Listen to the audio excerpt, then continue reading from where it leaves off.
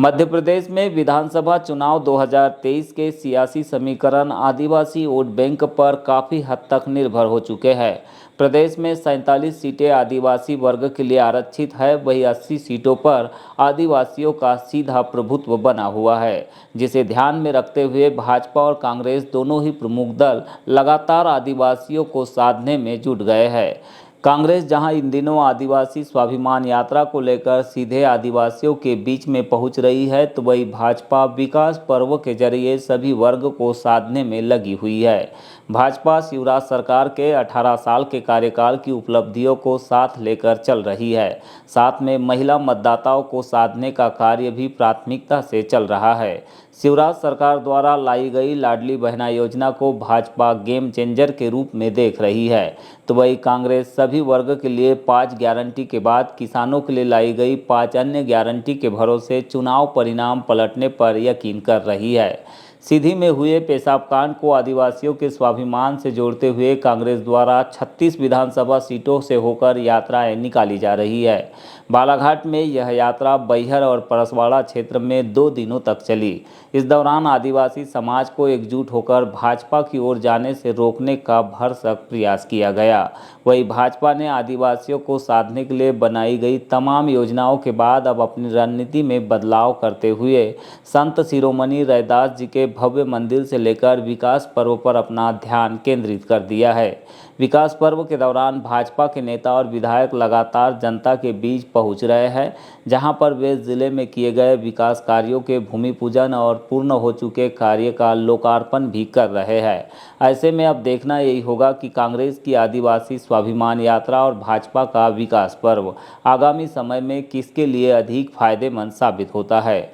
फिलहाल तो जिले की राजनीति में भारतीय जनता पार्टी विकास पर्व और अन्य सौगातों के जरिए कांग्रेस से 2 कदम आगे निकलते हुए दिख रही है, तो वही कांग्रेस को भरोसा है कि सरकार के खिलाफ चल रही जबरदस्त एंटी इनकम्बेंसी की लहर और आदिवासी वर्ग पर अत्याचार का मुद्दा उन्हें चुनावी वैतरणी पार करने में काफ़ी हद तक मददगार साबित होगा।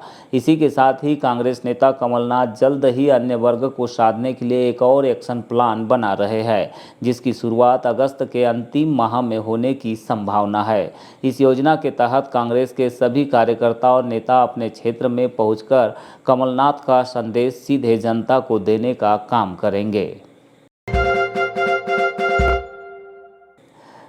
मध्य प्रदेश शासन के आयुष एवं जल संसाधन राज्य मंत्री रामकिशोर नानो-कावरे ने आज 30 जुलाई को समनापुर में 3 करोड़ 87 लाख रुपए की लागत के 3 विकास कार्यों के लिए भूमि पूजन किया।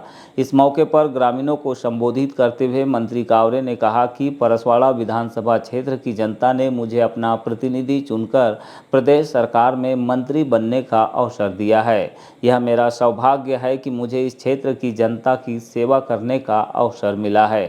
मेरा यह प्रयास है कि परसवाड़ा विधानसभा क्षेत्र विकास के मामले में प्रदेश का अग्रणी क्षेत्र बने और इसके लिए अधिक से अधिक राशि विकास कार्यों के लिए लाने का काम चल रहा है।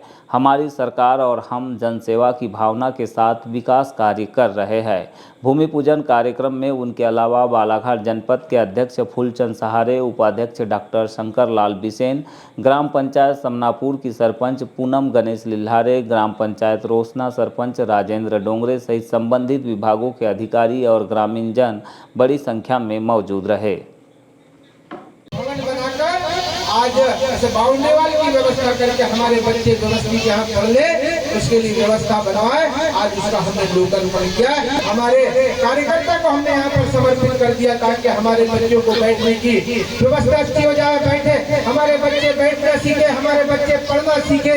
हमारे बच्चे का जो आधार होता है, जो मूलभूत आधार होता है, उस मूलभूत आधार में आंगनबाड़ी केंद्र में हमारे बच्चे आएंगे। एक बार जोरदार ताली बजाइए सरपंच जी के लिए, जिन्होंने हमारे आंगनबाड़ी भवन 10 लाख रुपए का, 2 लाख रुपए का हमारा सभा मंच और ऐसे 12 लाख रुपए का हम इस ग्राम पंचायत में आज भूमि पूजन और लोकार्पण किया है। इसी लामला ग्राम पंचायत के लिए हमारे बच्चे यहाँ से प्राथमिक शाला से पढ़ के माध्यमिक शाला लामला जाएंगे। उसके लिए भवन नहीं है, उसके लिए हमने 36 लाख 10 हजार रुपए का एक माध्यमिक शाला भवन का हमने भूमि पूजन आज यहाँ पर किया। सरपंच संघ के अध्यक्ष और ग्राम पंचायत गर्रा के सरपंच वैभव सिंह बिसेन प्रतिवर्षानुसार अपने गांव के बुजुर्ग, ग्रामीण महिलाओं एवं पंचगणों को धार्मिक स्थलों के दर्शन हेतु महाकालेश्वर एवं ओंकारेश्वर की यात्रा पर निकल पड़े हैं। इस संबंध में उन्होंने बताया कि विगत 5 वर्षों से सावन माह में वे हर साल इस तरह का पावन कार्य करते हैं।